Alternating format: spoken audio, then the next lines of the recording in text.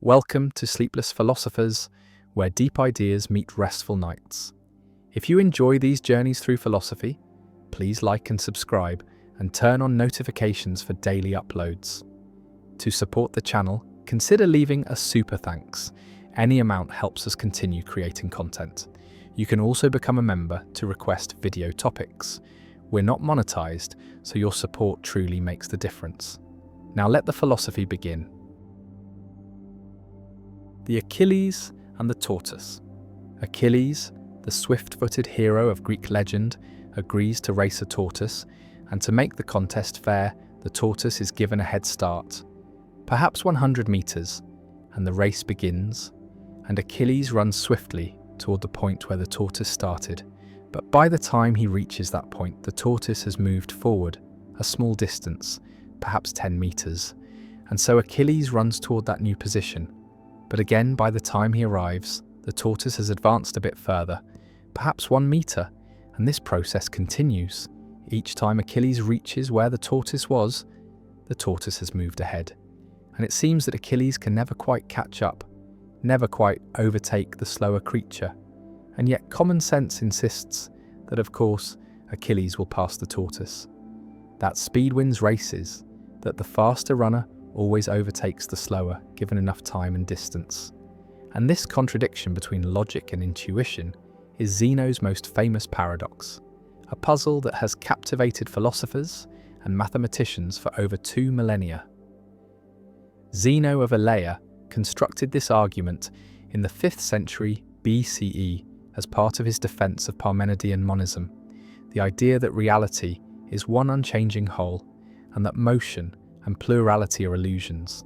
And the paradox was meant to show that the concept of motion leads to absurdity, that if we accept that space and time can be divided infinitely, then the faster can never overtake the slower. And since this conclusion is obviously false, something must be wrong with our assumptions about motion and change. The paradox rests on the idea that Achilles must complete infinitely many tasks, reaching the first point where the tortoise was, then the second, then the third, and so on without end.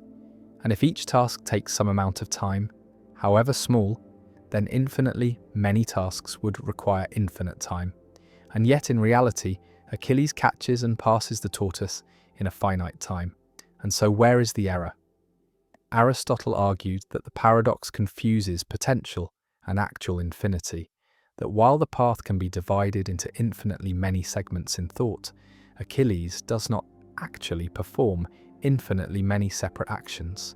He simply runs continuously and smoothly. And the infinite division is an artifact of analysis, not a feature of the motion itself. The resolution became clearer with the development of calculus, which showed that an infinite series of diminishing intervals can sum to a finite total, that 1 + 1/10 + 100th, and so on converges to a specific finite value. And so the infinite number of time intervals Achilles requires to reach each successive position also sum to a finite time, the time it takes him to overtake the tortoise. Yet the paradox retains a strange power, a sense that something about infinity remains counterintuitive, that the idea of completing an infinite number of steps feels impossible, even when mathematics insists it is not. And philosophers continue to debate whether the mathematical resolution truly captures the conceptual problem or merely sidesteps it. The paradox also connects to questions about the nature of space and time, whether they are continuous or discrete, whether motion is genuinely smooth or composed of tiny jumps, whether there is a smallest possible distance or duration beyond which reality cannot be divided. And these questions remain open in modern physics, where quantum mechanics and theories of spacetime suggest that the classical picture of smooth continuous motion may break down at the smallest scales. If you enjoy these explorations of paradox and the limits of thought, consider subscribing so you never miss a journey into philosophy's most perplexing puzzles, and perhaps leave a comment sharing where you are in the world as you listen to these ideas unfold. Achilles and the tortoise remain locked in their eternal race, a metaphor for the human attempt to reconcile the finite with the infinite, the continuous with the discrete, the logical with the intuitive. And the paradox endures as a reminder that even the simplest motion, a hero chasing a tortoise, conceals within it mysteries that have not been fully solved.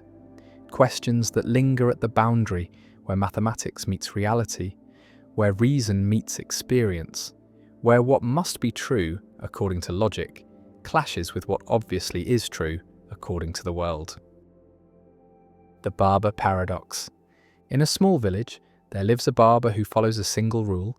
He shaves all and only those men in the village who do not shave themselves. And this rule seems simple enough until the question emerges: does the barber shave himself? And suddenly the logic collapses into contradiction.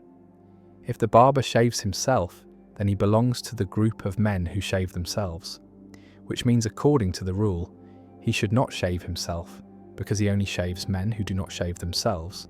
But if he does not shave himself, then he belongs to the group of men who do not shave themselves, which means according to the rule, he must shave himself because he shaves all men who do not shave themselves, and the loop tightens without escape, spinning endlessly between two impossible options.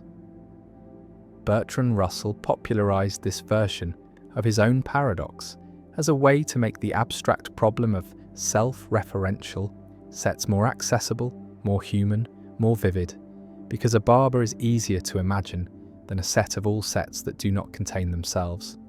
Yet the logical structure remains identical, a rule that turns inward and devours its own coherence.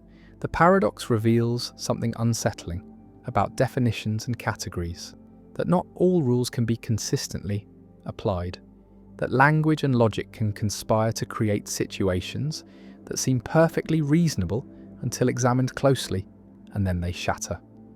Some philosophers argue that the barber simply cannot exist, that the rule itself is contradictory, and therefore no such barber could ever follow it in reality, while others suggest that the problem lies in assuming the rule must apply universally, that perhaps the barber is exempt from his own rule, or that the village contains no barber at all. The paradox also exposes the danger of self-reference, the way that statements or rules that loop back on themselves can generate infinite regress or outright contradiction.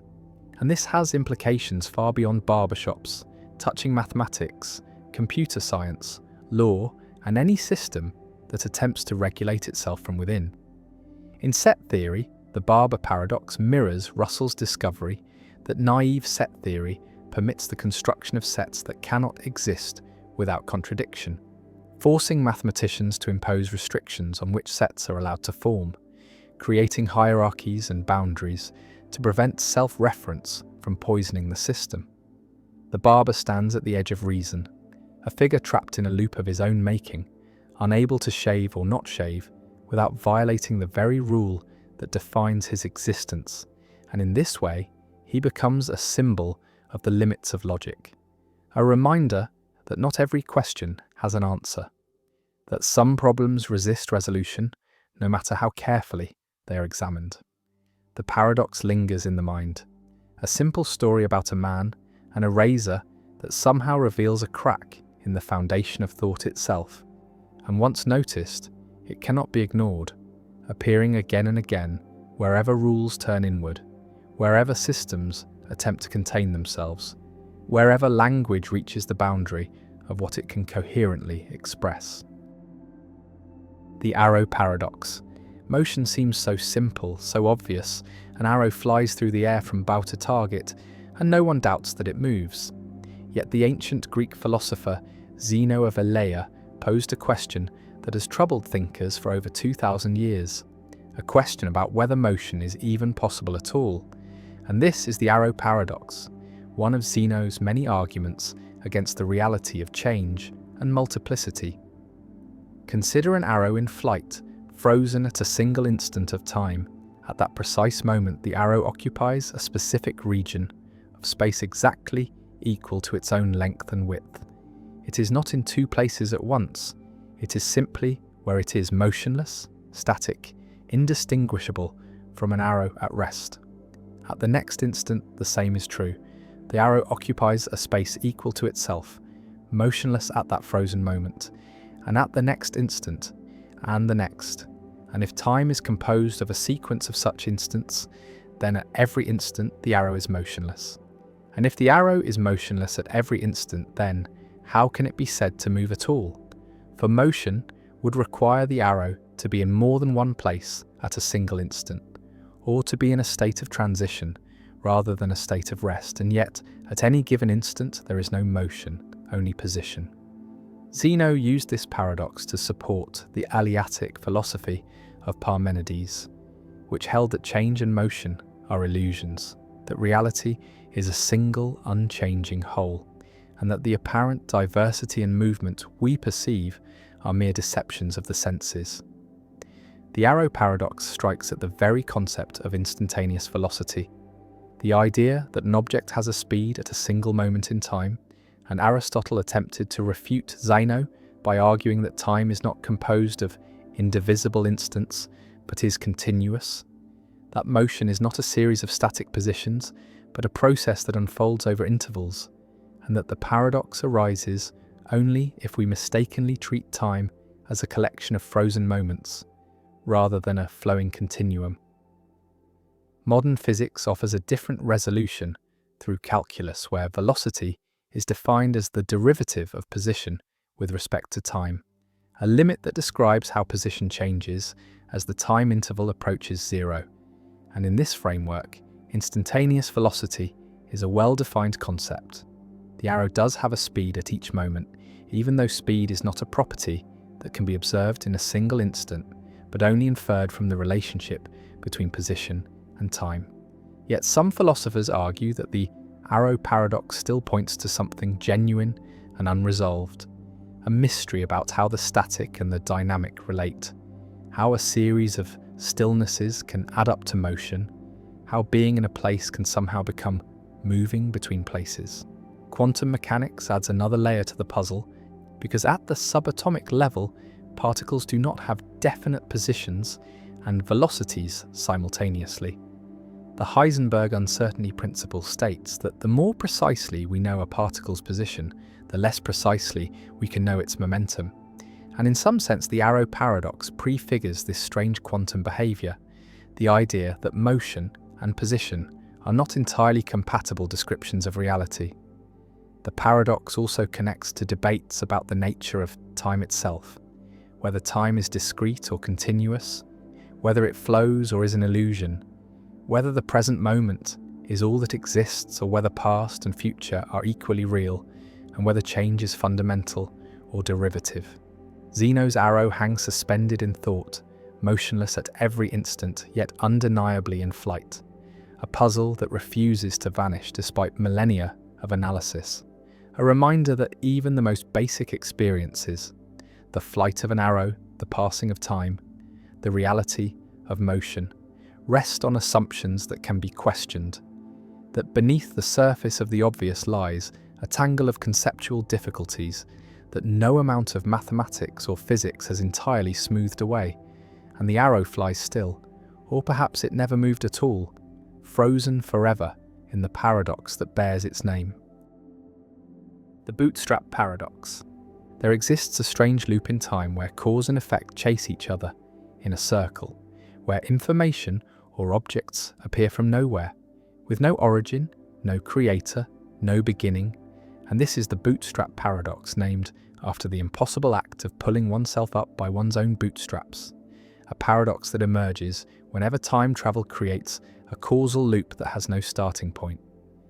Imagine a time traveler who loves a particular symphony, and one day they decide to travel back in time to meet the composer, but when they arrive in the past, they discover that the composer has not yet written the symphony, and so the time traveler, eager to hear the music again, writes down the notes from memory and gives them to the composer, who then publishes it as their own work, and the symphony becomes famous, and years later the time traveler hears it and falls in love with it and decides to travel back in time to meet the composer, and the loop is complete.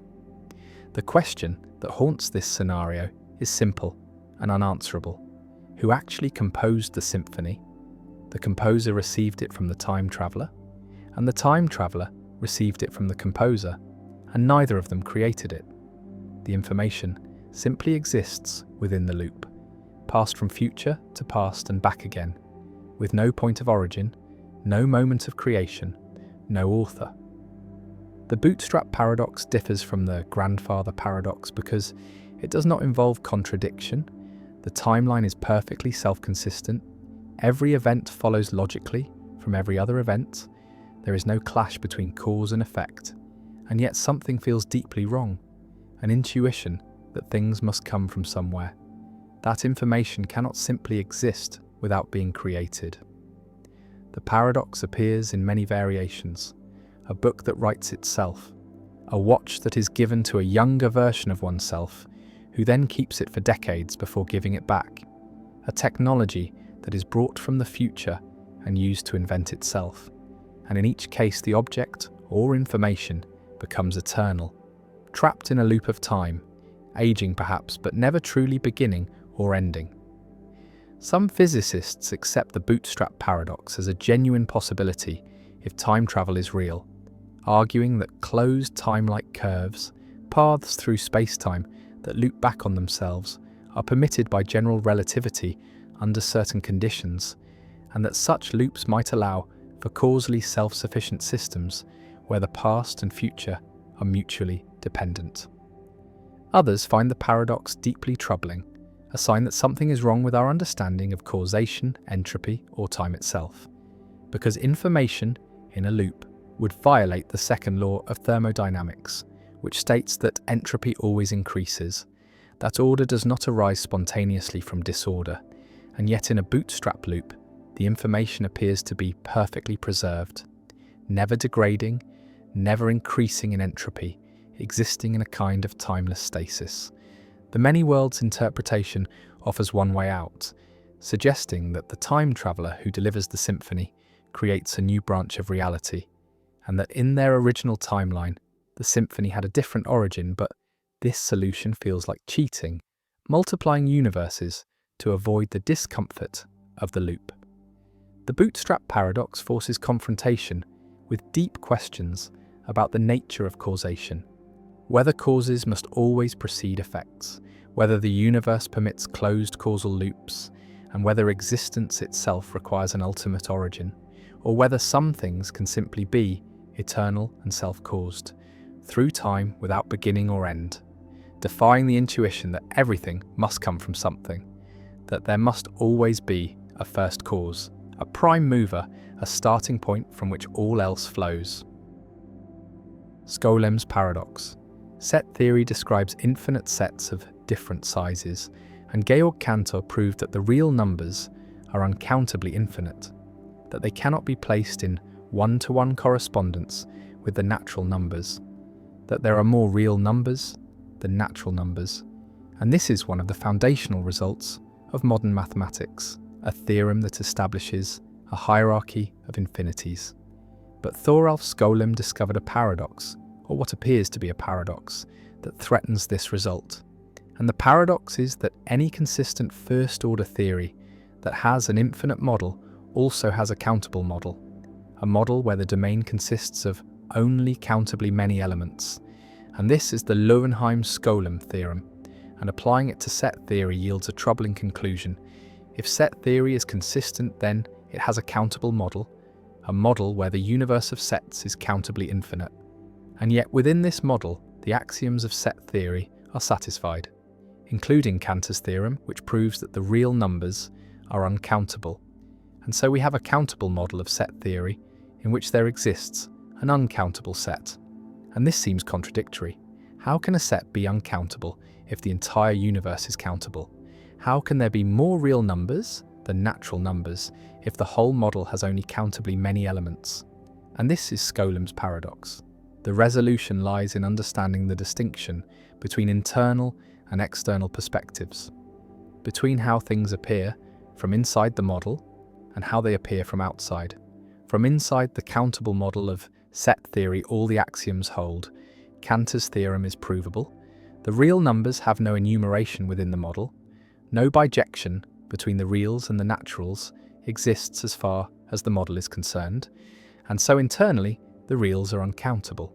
But from outside the model, from the perspective of someone who can see the entire structure, the model itself has only countably many elements, and there exists a bijection between the elements of the model and the natural numbers, a bijection that is not itself an element of the model, that does not correspond to any set or function within the model, and so externally the model is countable.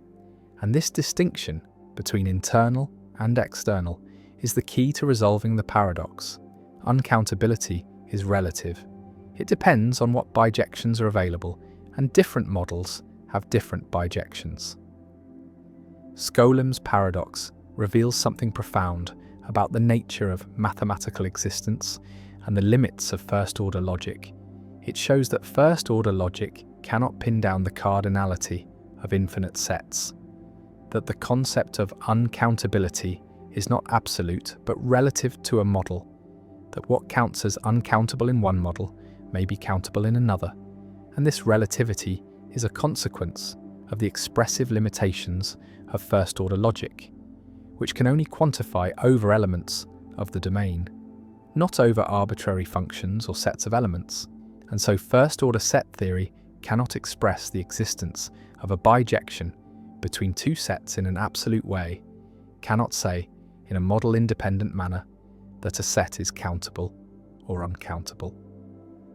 Some philosophers and logicians find this relativity troubling, a sign that first-order set theory is inadequate as a foundation for mathematics, that a stronger logic, perhaps second-order logic, which allows quantification over sets and functions, is needed to capture the intended meaning of set-theoretic concepts.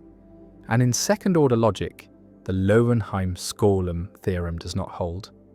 There are categorical characterizations of structures, including characterizations of the natural numbers and the real numbers that pin down their cardinality uniquely, and so second-order logic avoids Skolem's paradox by being more expressive, by allowing statements that distinguish countable from uncountable models. But second-order logic has its own difficulties. It lacks complete proof systems. There is no algorithmic procedure that can, in principle, prove all second-order truths, and so the gain in expressiveness comes at the cost of losing some of the nice logical properties that first-order logic enjoys. Others embrace the relativity revealed by Skolem's paradox, arguing that it shows the conventional or perspectival nature of mathematical concepts, that cardinality is not an intrinsic property of sets but a relation between sets and models, that what we call uncountable is simply a set that lacks an enumeration within a particular model, and that different models can disagree about what is countable without any of them being wrong. And this perspective aligns with a pluralistic or model-theoretic approach to mathematics, where there is no single intended model of set theory, but many models, each with its own internal structure, and what is true varies from model to model, and mathematical truth is relative to a choice of model. Skolem's paradox also connects to issues about the definiteness of the continuum, about whether the set of real numbers has a well-defined cardinality, and the continuum hypothesis, which asks whether there is a set whose cardinality is strictly between that of the natural numbers and the real numbers. And this hypothesis is independent of the standard axioms of set theory, meaning that neither the hypothesis nor its negation can be proven from the axioms. And some mathematicians interpret this independence as evidence that the cardinality of the continuum is not a definite matter of fact, but depends on additional assumptions or on the choice of model. And Skolem's paradox reinforces this interpretation by showing that even the distinction between countable and uncountable is model-dependent. The paradox remains a touchstone in the philosophy of mathematics and the foundations of logic. It illustrates the limits of first-order logic, the relativity of model-theoretic notions, and the gap between formal systems and intended interpretations. And it forces careful thinking about what it means to say that a set is countable or uncountable, about whether mathematical concepts have absolute meanings or are always relative to a framework, and about the relationship between syntactic provability and semantic truth. And the paradox has no simple resolution. Different philosophers and mathematicians draw different lessons, some seeing it as a defect of first-order logic, others as a feature revealing deep truths about the nature of infinity and cardinality.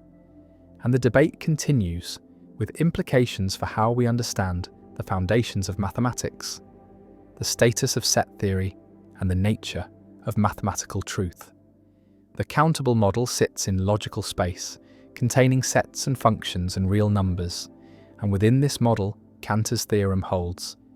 The reals are uncountable, no enumeration exists, but from outside the model, the whole structure is countable, all its elements can be listed, and the real numbers of the model, uncountable internally, are countable externally. And this doubling of perspective, this split between internal and external, is the heart of Skolем's paradox, a demonstration that perspective matters, that truth is not always absolute, that models can disagree, and that first-order logic, powerful as it is, cannot capture all the nuances of infinite cardinality. And the paradox endures, a puzzle that has shaped logic and set theory, a challenge that continues to generate discussion and debate, and a reminder that even the most basic mathematical concepts, even the notion of how many, become subtle and contested when applied to infinite collections. The analysis paradox. Philosophy has long been concerned with analysis, with taking complex concepts and breaking them down into simpler components, with providing definitions that specify the necessary and sufficient conditions for the application of a term, and this project of conceptual analysis seems both important and straightforward. We want to know what knowledge is, what justice is, what truth is, and we proceed by analysing these concepts, by stating explicitly what they mean, by giving definitions that capture their essential features. Yet there is a paradox lurking here, a puzzle about whether analysis is even possible. And this is the paradox of analysis, first articulated clearly by C.H. Langford, and discussed extensively by G.E. Moore and others in the early 20th century. The paradox can be stated simply: suppose we offer an analysis of some concept. For example, we might analyse the concept brother as male sibling, and this analysis, if correct, should be informative, should tell us something we did not already know about what brotherhood consists in, should illuminate the concept by making its structure explicit. But if the analysis is correct, then the analysandum, the concept being analysed, and the analysans, the analysis itself, must have the same meaning. They must be synonymous, otherwise the analysis would be incorrect. It would not capture what brotherhood really is. And if they are synonymous, then the statement brother means male sibling should be trivial, should be like saying brother means brother, a mere tautology that provides no new information. And so the analysis cannot be both correct and informative. If it is correct, then it is trivial. And if it is informative, then it is not a genuine analysis, but merely a stipulation or a proposed change of meaning. The paradox threatens the entire project of conceptual analysis, because it suggests that analysis cannot do what it is supposed to do, cannot both correctly identify the meaning of a concept and provide new insight into that meaning, cannot be both true and interesting, and so either conceptual analysis is impossible, or our understanding of what analysis is and what it aims to achieve must be revised. One response to the paradox distinguishes between sense and reference, between the meaning of a term and what it picks out, and argues that an analysis can be informative even if the analysandum and analysans refer to the same thing, because they can differ in sense, in the way they present or describe that thing. And so the analysis brother means male sibling is informative, because even though brother and male sibling refer to the same set of individuals, they present that set in different ways, one as a family relation and the other as a combination of gender and kinship. And this difference in sense makes the identity statement informative rather than trivial. Another response appeals to a distinction between conceptual and factual knowledge, arguing that analysis does not provide factual knowledge about the world, but conceptual knowledge about our own concepts, that it makes explicit what was already implicit in our understanding, that it brings to consciousness the structure of concepts that we already possess and use, but have not fully articulated. And so, the informativeness of analysis is not the informativeness of discovering new facts, but the informativeness of self-clarification, of making our own conceptual commitments explicit and transparent. A third response associated with Quine and others skeptical of the analytic-synthetic distinction denies that there is a sharp line between conceptual analysis and empirical investigation, arguing that all beliefs form a holistic web where conceptual revisions and factual discoveries are intertwined, and that what we call analysis is really just careful reflection on our current best theory of the world, subject to revision in light of new evidence or theoretical considerations. And on this view, the paradox dissolves, because analysis is not supposed to be a priori or purely conceptual, but is continuous with empirical inquiry, and so it can be both correct and informative without any mystery. The paradox also raises questions about the methodology of philosophy, about whether philosophy can make progress through analysis or whether some other method is needed. And different philosophical traditions have taken different stances, with analytic philosophy traditionally emphasizing conceptual analysis as a central tool, while continental philosophy has been more skeptical of analysis, focusing instead on interpretation, critique, and phenomenological description. And the paradox of analysis has been one factor driving some philosophers away from traditional analysis toward other approaches. The paradox connects to issues about understanding and competence, because we seem to have a kind of implicit or tacit understanding of concepts like knowledge, justice, and truth. We can use these concepts correctly, can apply them to particular cases, can recognize when they are used inappropriately, and yet when asked to state explicitly what these concepts mean, to provide a definition, we struggle.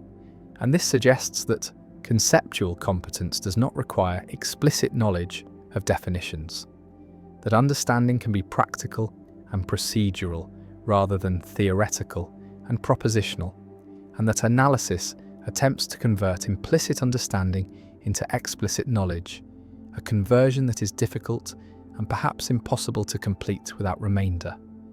The paradox also appears in the context of philosophical disagreement, because philosophers have been offering analyses of key concepts for millennia, and yet consensus remains elusive.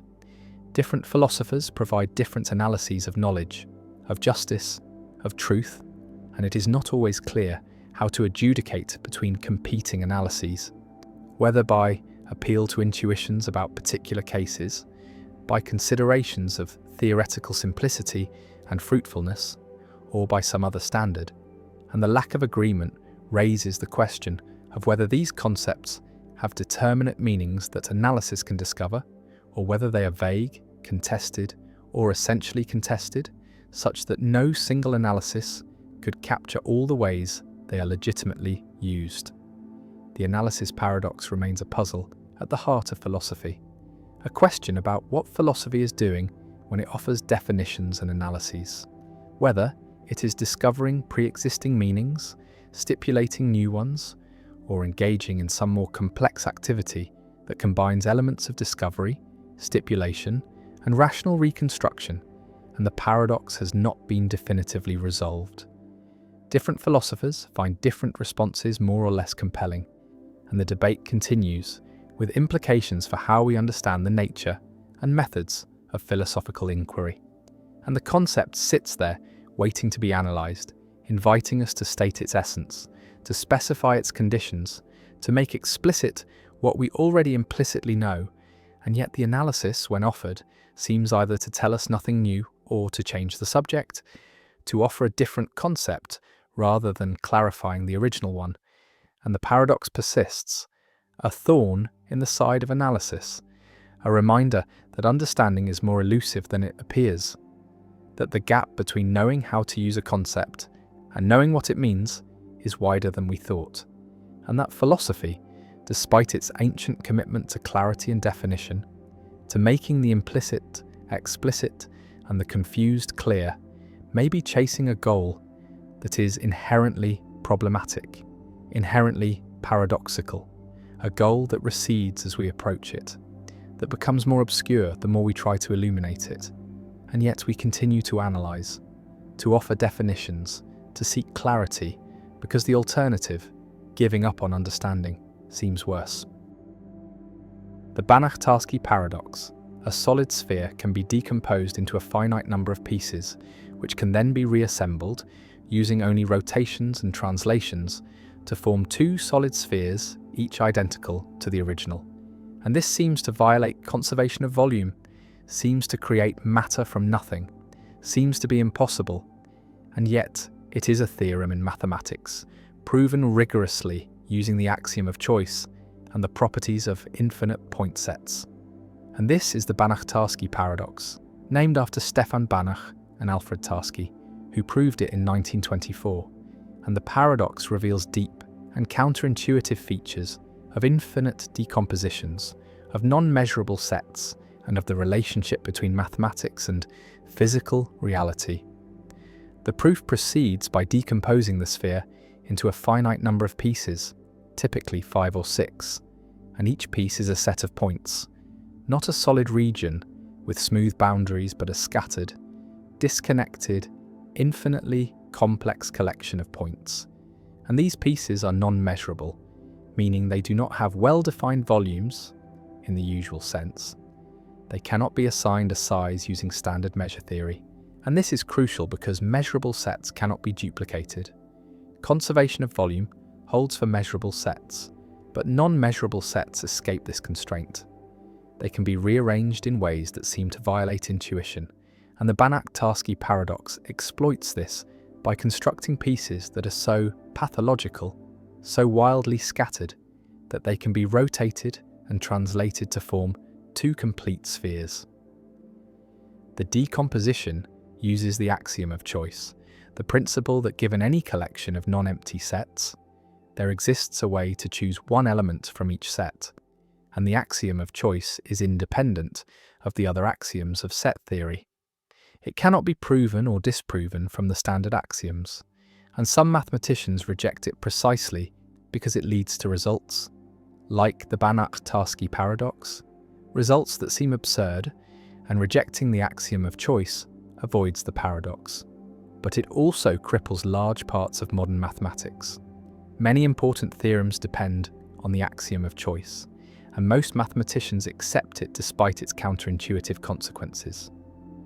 The paradox applies only to objects in three-dimensional space, or higher. It does not work in 2 dimensions. A disk cannot be decomposed and reassembled into 2 disks, and this is because the group of rotations in the plane is amenable, meaning it admits a certain kind of averaging that prevents paradoxical decompositions, while the group of rotations in 3-dimensional space is non-amenable, and this non-amenability is what makes the Banach-Tarski paradox possible. The fact that rotations in 3 dimensions can be combined in ways that allow pieces to be moved around and duplicated. The paradox raises questions about the relationship between mathematical objects and physical objects, because while the Banach-Tarski theorem is mathematically rigorous, it does not imply that a physical sphere can be duplicated. The decomposition involves infinitely complex sets, pieces that are not solid regions but scattered collections of points, with no smooth boundaries, and such pieces cannot be physically realized, cannot be cut or manipulated, and so the paradox is a feature of mathematical idealizations rather than a claim about physical reality. And this distinction is important. The paradox shows that mathematical spheres treated as sets of points behave in strange ways, but it does not threaten conservation of mass or energy in physics, because physical objects are not sets of points but arrangements of atoms or fields or quantum states, and these are governed by physical laws that do not permit paradoxical duplication. Some mathematicians and philosophers argue that the Banach-Tarski paradox is not really a paradox but a theorem, a surprising result that reveals features of infinite point sets and non-measurable sets, and that calling it a paradox is misleading, suggesting contradiction when there is none, only counterintuitive behavior. And from this perspective, the paradox is valuable precisely because it challenges intuition, because it shows that infinite collections have properties that finite collections lack, that measure theory has limits, that the axiom of choice has strange consequences, and that mathematics is richer and stranger than naive expectations suggest. Others find the paradox troubling, a sign that something is wrong with the foundations, that the axiom of choice should be rejected or restricted, that non-measurable sets are pathological objects that should not be admitted into mathematics, and that theories which avoid such sets, like those based on constructive or intuitionistic logic, provide better foundations. And this debate reflects deeper disagreements about the nature of mathematical existence, about what kinds of objects mathematics should study, and about the role of intuition in guiding mathematical practice. The Banach-Tarski paradox also appears in discussions of probability and decision theory, because if a sphere can be decomposed into non-measurable pieces, then probability distributions on spheres must be carefully defined to avoid assigning probabilities to non-measurable sets. And this technical requirement reflects the same underlying issue, that not all collections of points can be measured, that probability requires measurability, and that attempting to assign probabilities to arbitrary sets leads to contradictions or paradoxes. The sphere sits on the table, solid and indivisible to the eye, but mathematically it is a set of infinitely many points. And the Banach-Tarski theorem says that these points can be partitioned into pieces, 5 or 6 strange scattered collections, and these pieces can be moved, rotated and translated and reassembled into 2 spheres, identical to the original, and the volume has doubled or seems to have doubled, but the pieces never had well-defined volumes. They were never measurable, and so nothing has been created, no conservation law has been violated, only the intuition that decomposition preserves size, and this intuition holds for finite decompositions, for measurable pieces, but fails for infinite non-measurable pieces, and the paradox endures, a theorem that sounds impossible, a result that challenges understanding, a demonstration that mathematics contains surprises, that infinity is stranger than imagination, that point sets behave in ways that solid objects do not, and that the axiom of choice, innocent as it seems, permits constructions that defy common sense, and the sphere duplicates, mathematically, if not physically. And the paradox remains a permanent fixture in the landscape of mathematics, a result that students encounter with disbelief, that mathematicians accept as rigorous yet counterintuitive, and that philosophers debate as revealing something deep about the nature of mathematical objects, about the limits of measure theory, about the relationship between infinite idealization and finite reality. And the sphere sits there, unchanged and yet somehow doubled, a monument to the strangeness of infinity, to the power of the axiom of choice, and to the capacity of mathematics to prove truths that seem like impossibilities. The boy or girl paradox. A family has 2 children, and you're told that at least one of them is a boy, and the question is posed, what is the probability that both children are boys? And the intuitive answer is 1/2, because the other child is either a boy or a girl with equal probability, but this reasoning is incorrect. The actual probability is 1/3, and this is the boy or girl paradox, a puzzle in conditional probability that has generated confusion and debate for decades, with different versions yielding different answers depending on exactly how the information is obtained and what assumptions are made about the selection process. The solution proceeds by considering all possible equally likely combinations of 2 children. There are 4 possibilities: boy-boy, boy-girl, girl-boy, girl-girl, and girl-girl. where the order matters because the first child and second child are distinct, even if both are boys or both are girls. And if we are told that at least one child is a boy, then the girl-girl possibility is eliminated, leaving 3 equally likely cases: boy-boy, boy-girl, and girl-boy. And only in one of these 3 cases are both children boys. And so the probability is 1/3, not 1/2. The paradox arises because the conditioning statement, at least one is a boy, is not the same as knowing the gender of a specific child. If instead we are told that the older child is a boy, or the younger child is a boy, then the probability that both are boys becomes 1/2, because we are conditioning on a specific child being a boy rather than on the existential claim that at least one child somewhere in the family is a boy. And this distinction, subtle as it seems, makes a crucial difference to the probability calculation. The boy or girl paradox has many variations that probe the boundaries of the problem and reveal how sensitive the answer is to the exact specification of the scenario. One famous variant involves meeting a man who says he has 2 children, and one of them is a boy named Tuesday, meaning the boy was born on a Tuesday, and this additional information about the day of the week changes the probabilities in a surprising way, because it reduces the number of scenarios consistent with the statement, and the probability that both children are boys increases from 1/3 to 13/27. And this result seems bizarre, seems like the day of the week should be irrelevant, but the mathematics is sound. The additional specificity affects the conditional probabilities.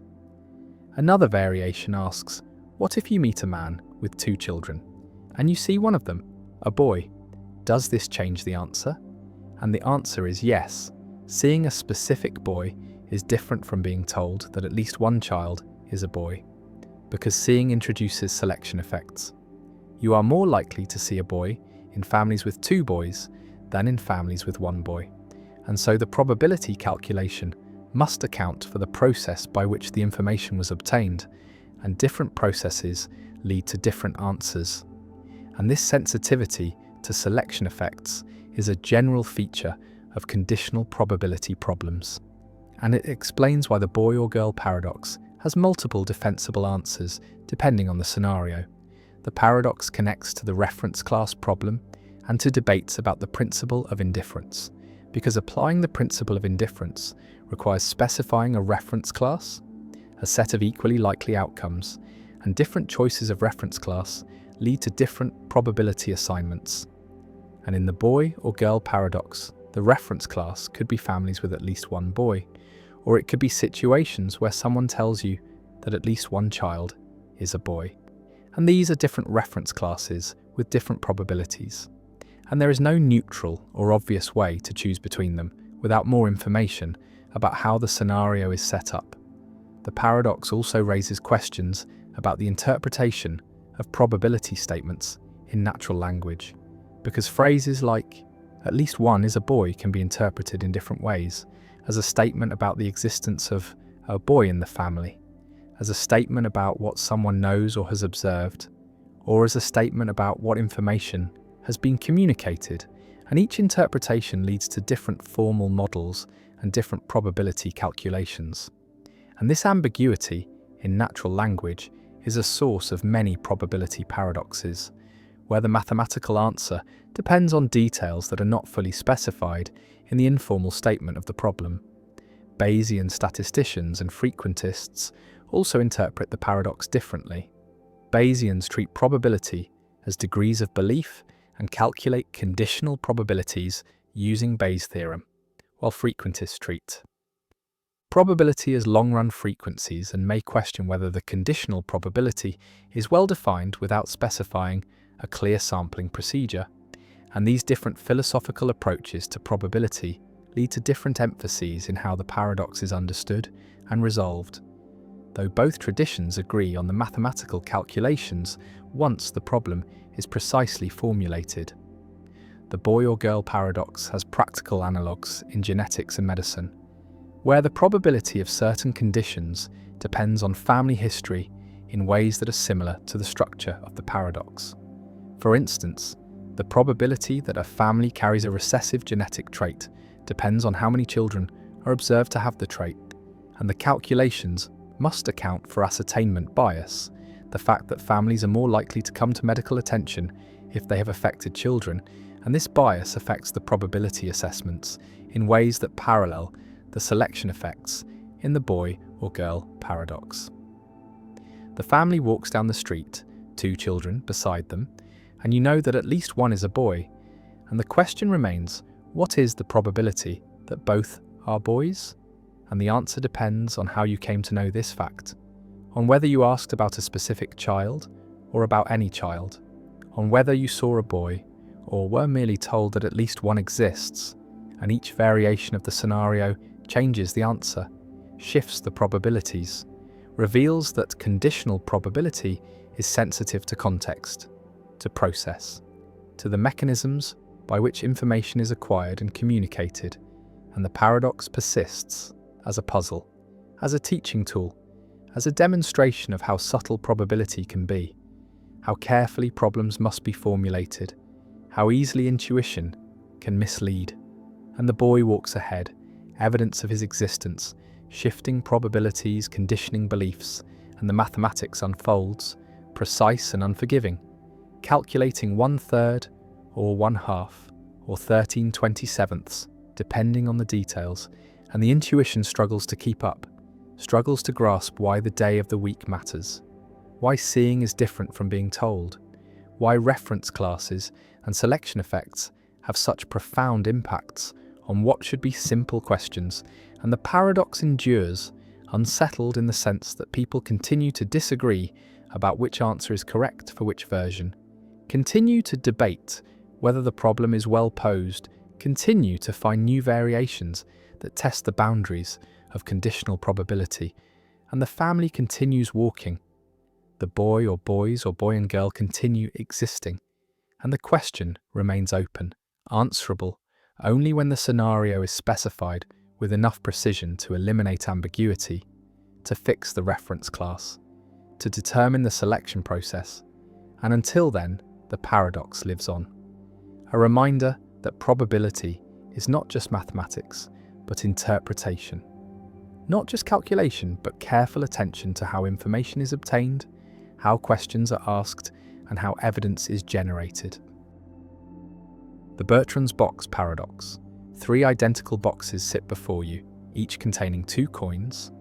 The first box contains 2 gold coins, the second box contains 2 silver coins, and the third box contains 1 gold coin and 1 silver coin.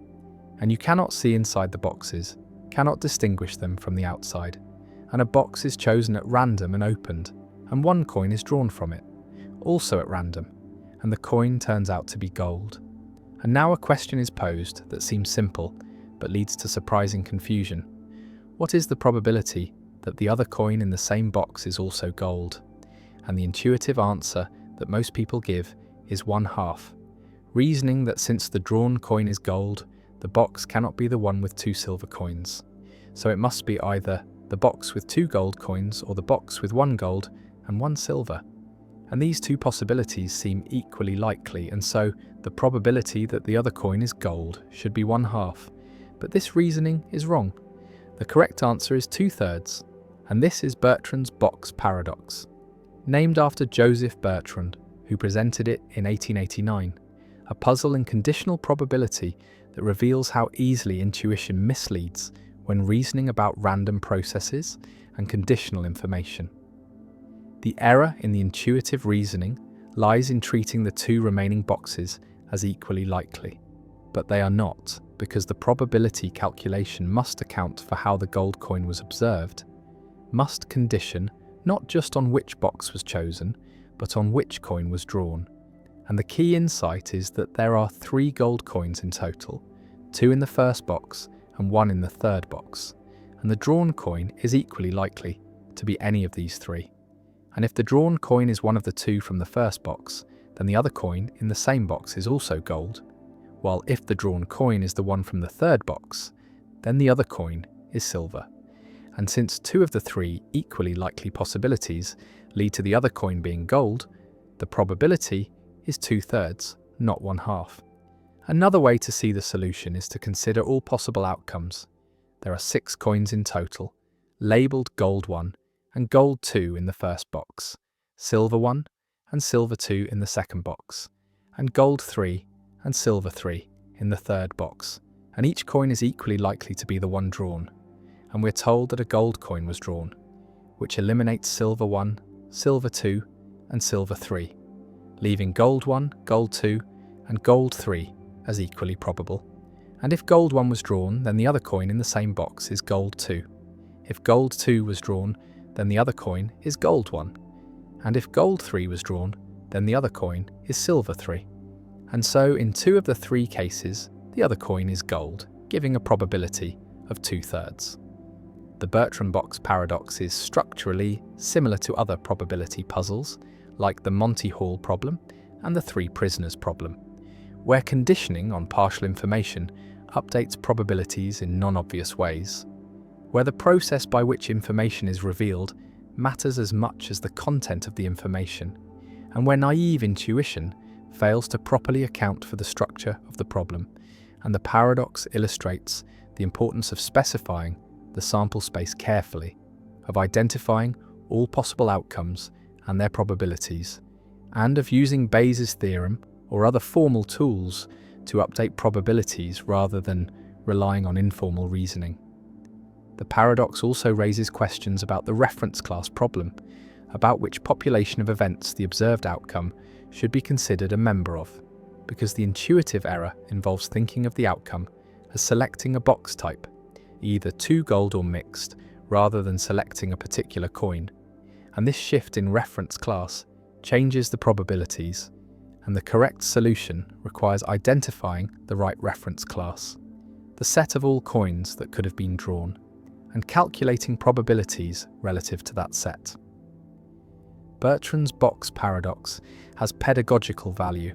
It is often used in teaching probability to illustrate conditional probability, to show how careful reasoning differs from intuitive judgment, and to demonstrate the value of systematic methods like constructing probability trees or using Bayes' theorem, and students who understand the paradox gain insight into a common class of errors that arise from failing to properly condition on all relevant information, from treating distinct events as equiprobable when they are not, and from confusing the probability of a hypothesis given evidence with the probability of evidence given a hypothesis.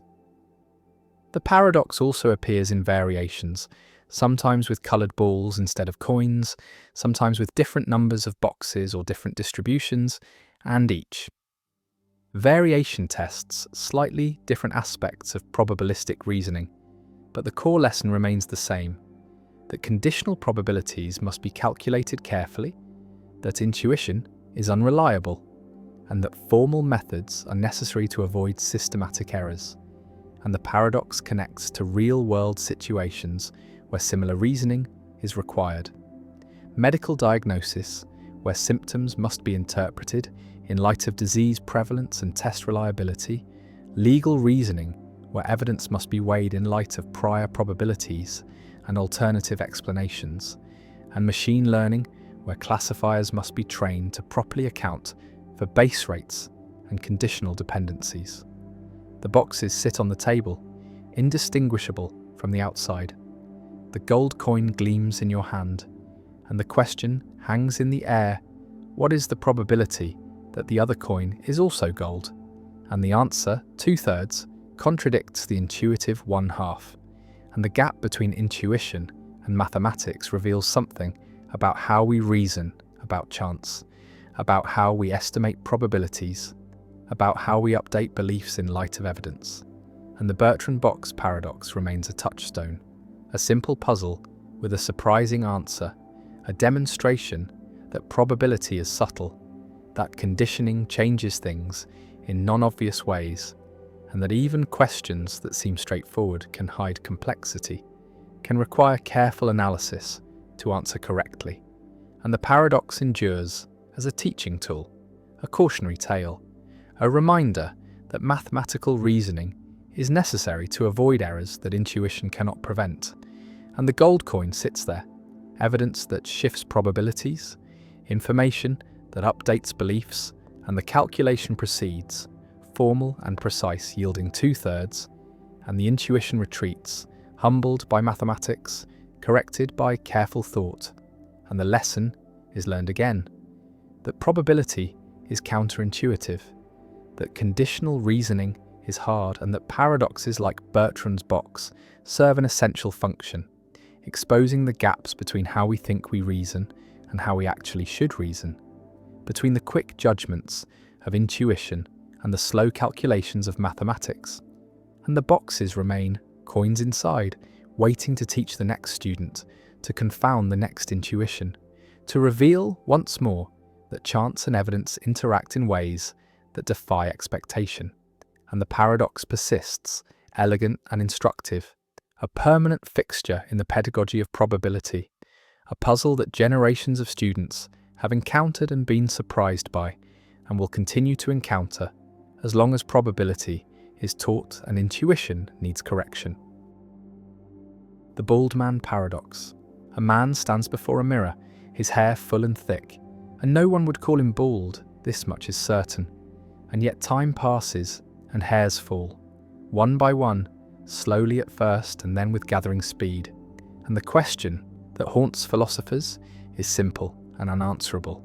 At what precise moment does this man become bald, after which single hair crosses the threshold from not bald to bald, and the intuition rebels against the idea that one hair could make such a difference, that the removal of a single strand could transform a person's category, could change a truth about them in such a fundamental way. The bald man paradox is a version of the Sorites paradox, focused specifically on baldness, but illustrating the same underlying problem about vagueness, boundaries, and the limits of classification. And it asks us to consider whether baldness admits of sharp boundaries, or whether it is inherently vague, a matter of degree rather than kind. And if it is vague, then how can we use the term meaningfully? How can we say that someone is bald or not bald when there seems to be no clear line separating the two states? Imagine the process in reverse, starting with a completely bald man, hairless and smooth, and now a single hair appears on his head, and surely one hair does not make him not bald. The presence of a single hair is negligible, imperceptible to casual observation, and if one hair does not change baldness, then neither does two, and if two do not, then neither does three, and this reasoning continues, step by step, until the man has a full head of hair, and yet according to the logic he should still be bald because no single hair made the difference, and this conclusion is absurd, and so something must be wrong with the reasoning, but what? The paradox forces a choice between several uncomfortable positions. One option is to accept that there is a sharp boundary, a precise number of hairs that separates bald from not bald, perhaps 10,000 hairs or 5,000 or some other specific number, and anyone with fewer hairs than this threshold is bald, while anyone with more is not bald. And this view preserves classical logic, maintains that every statement is either true or false, that vagueness is merely epistemic, a matter of our ignorance about where the true boundary lies, but this position strikes many as implausible because it seems arbitrary. There is no principled reason why 10,000 hairs should be the cutoff rather than 10,001, and the idea that baldness depends on such a precise count feels wrong, disconnected from how we actually use the term.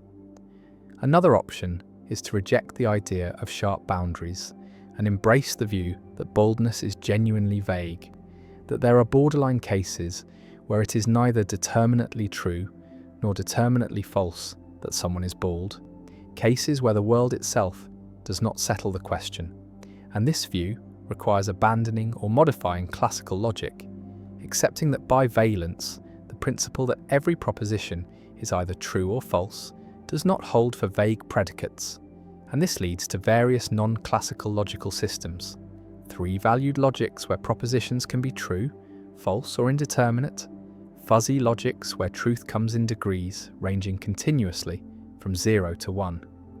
supervaluationism, where a statement is true if it is true on all acceptable ways of making the vague term precise, and each of these approaches has costs and benefits. Each preserves some intuitions while sacrificing others. A third option is contextualism, the view that whether someone is bald depends on the context of utterance, on the standards and purposes operative in a given conversation or situation. And in one context, a man with 5,000 hairs might count as bald, while in another context only someone with fewer than 1,000 hairs would count. And this view makes baldness relative rather than absolute.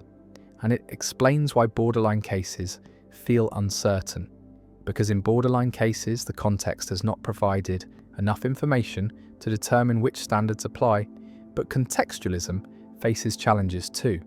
It must explain how context determines standards, whether there are constraints on what standards can be operative, and whether contextualism avoids the Sorites paradox or merely relocates it to the question of when contexts shift. The bald man paradox also connects to broader questions about language, reference, and the relationship between words and the world, because if most predicates in natural language are vague, and they are, nearly every adjective and many nouns admit of borderline cases, then vagueness is not a peripheral issue, but a central feature of how we communicate, and any theory of meaning must account for it, must explain how. Vague terms can be useful and informative despite their lack of sharp boundaries, and must address whether vagueness is a feature of language, of thought, of the world, or of all three. Some philosophers argue that vagueness is purely linguistic, that the world itself is precise and determinate, but our words are blunt instruments that fail to carve reality at its joints, while others suggest that vagueness exists in thought as well, that our concepts are themselves fuzzy, and still others propose that the world itself contains vague objects and properties, that reality does not always come with sharp boundaries, that nature is continuous and gradual in ways that resist precise classification. The paradox has practical implications as well. In law, where terms like reasonable and substantial and significant must be applied to real cases despite their vagueness. In medicine, where diagnostic criteria often involve thresholds that are somewhat arbitrary. In ethics, where drawing lines between permissible and impermissible actions may require confronting borderline cases where intuition provides no clear guidance. And in each of these domains, the bald man paradox is not merely an abstract puzzle, but a genuine obstacle to clear thinking and fair judgment. The paradox also raises questions about personal identity and change over time. Because if baldness is gradual, then so are many other properties, aging, growing, learning. And if there are no sharp transitions, then perhaps personal change is also vague. Perhaps there are cases where it is indeterminate whether someone is the same person they were years ago, whether they have changed in significant ways or remained essentially the same. And this connects to deeper issues about persistence, continuity, and what it means to endure through time. The bald man stands as a symbol of all borderline cases, all situations where reality resists the either-or structure of classical logic, where predicates fade gradually from clear application to clear non-application, passing through a twilight zone where truth becomes uncertain. And the paradox endures because it exposes a tension between the precision we expect from rational thought and the vagueness inherent in the world and in language, and no solution has won universal acceptance. Philosophers continue to debate whether to accept sharp boundaries, revise logic, relativize truth to context, or adopt some more radical approach. And the bald man remains poised between categories.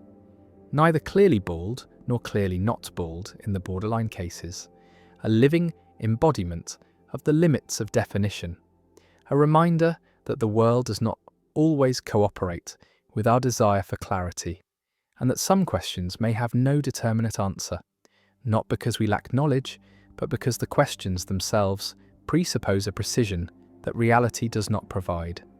And the hairs fall one by one, and baldness approaches, and no single hair marks the moment of transformation, and the paradox persists, unresolved and perhaps unresolvable, a permanent feature of the conceptual landscape we must navigate, a crack in the foundations of logic that cannot be sealed. The binding problem: how your brain unites what it processes separately. A neuroscientist examines how the brain processes visual information, discovers that different features of objects are processed in different brain regions. Color is processed in one area, motion in another, shape in a third, orientation in a fourth, and all these features are analyzed separately, by specialized modules, by distinct populations of neurons. And yet when you look at a red ball moving to the right, you do not experience color, motion, and shape as separate. Do not see redness here and roundness there and rightward motion elsewhere, but see a unified object, a red round ball moving right, and all the features are bound together, are experienced as properties of a single thing. And this creates the binding problem, the puzzle of how the brain, which processes features separately, creates unified conscious experiences. How separate neural processes give rise to integrated perception, how the many become one. And this problem is fundamental, touches on the nature of consciousness, on how neural activity becomes experience, on what unifies experience into coherent wholes, and no complete solution exists. Various theories have been proposed, but the binding problem remains one of the deep mysteries of neuroscience, a gap between our understanding of neural processing and our understanding of consciousness. Imagine the visual system as a factory, with different departments processing different aspects of the product. One department handles color, another handles shape, another handles location, and all work in parallel, all process simultaneously, and each department produces its output: color information, shape information, location information, and somehow these separate outputs must be combined, must be integrated into a unified representation, must be bound together so that you experience a red ball rather than redness and roundness as separate unlocalized features. And the binding problem asks how this combination occurs. What mechanism ensures that the right features are bound together, that the redness is attributed to the round object and not to the square object that happens to be present in the scene. And this correct attribution, this accurate binding, is critical for coherent perception, for navigating the world successfully, and yet how the brain achieves it remains unclear. The binding problem has two aspects: the feature binding problem, which asks how different features of the same object are bound together, and the object binding problem, which asks how different objects are kept separate, are not confused with each other, and both aspects are challenging. Both reveal that perceptual unity is not given automatically by neural processing, but requires some mechanism, some process that groups features appropriately, and various mechanisms have been proposed. Attention has been suggested as a solution. The idea that attention binds features, that attended objects have their features integrated, while unattended objects do not. And this explains why feature binding errors occur when attention is diverted, why illusory conjunctions occur where features from different objects are misbound, are attributed incorrectly. Visualize attention as a spotlight that illuminates objects one at a time, and within the spotlight features are bound, are integrated, and outside the spotlight features remain separate, are not integrated. And this attentional binding theory has some support, has experimental evidence showing that feature binding requires attention, that without attention, features can be perceived separately without being bound correctly, and illusory conjunctions are more common under conditions of inattention, supporting the idea that attention is necessary for binding. But attention cannot be the complete solution, because some binding occurs pre-attentively. Some feature integration happens automatically before attention is applied, and so attention is part of the story, but not the whole story. Another proposed mechanism is temporal synchrony, the idea that neurons representing features of the same object fire in synchrony, fire together, and this synchrony is the binding code, is what marks features as belonging together and neurons representing different objects. Fire at different times or with different phases, and this temporal separation keeps objects distinct, prevents their features from being bound together. And this synchrony theory has been influential, has generated extensive research, has led to discovery of synchronized neural oscillations in visual cortex, but the theory faces challenges. It is not clear that synchrony is sufficient for binding, it is not clear that consciousness depends on synchrony, and some experiments have failed to find the predicted correlations between synchrony and perceptual binding, and the theory remains controversial. A third approach argues that binding occurs through convergence, through hierarchical processing, where features are combined in higher-level areas, and early visual areas process features separately, but project to higher areas that represent combinations, that have neurons responding to specific conjunctions of features. And these conjunction neurons represent bound objects, represent integrated wholes, and binding is achieved through this hierarchical architecture, through neurons that explicitly encode feature combinations. And this approach has support from single neuron recordings showing that higher visual areas have neurons with complex selectivity, neurons that respond to specific combinations of shape and color and motion, and these neurons could be the neural basis of bound object representations. The binding problem also connects to consciousness, because unified conscious experience seems to require binding, seems to require that separate neural processes be integrated into coherent wholes, and some theories of consciousness, like integrated information theory, make integration central, argue that consciousness arises from integrated information, from systems where different parts interact and constrain each other, and binding as a form of integration is the combination of separately processed features into unified representations. And understanding binding may be crucial for understanding consciousness, may reveal how neural processes give rise to unified experience. The problem also has practical implications. For understanding neurological conditions where binding fails, where patients see features but cannot bind them correctly, and such conditions exist. Barlin's syndrome is one example, where patients can see individual features but cannot perceive objects, cannot integrate features into wholes. And these patients provide evidence that binding is a genuine process, is not automatic, can be disrupted by brain damage. And studying these patients helps understand normal binding, helps identify the brain regions and processes necessary for feature integration. Some philosophers argue that the binding problem is really a problem about consciousness, about how physical processes give rise to subjective experience, about the hard problem, and binding is one aspect of this, is the problem of how separate neural processes give rise to unified conscious experiences. And solving the binding problem may require solving the hard problem, may require understanding how neural activity becomes experience. And this makes binding one of the deepest problems in neuroscience, a problem at the interface between neuroscience and philosophy of mind.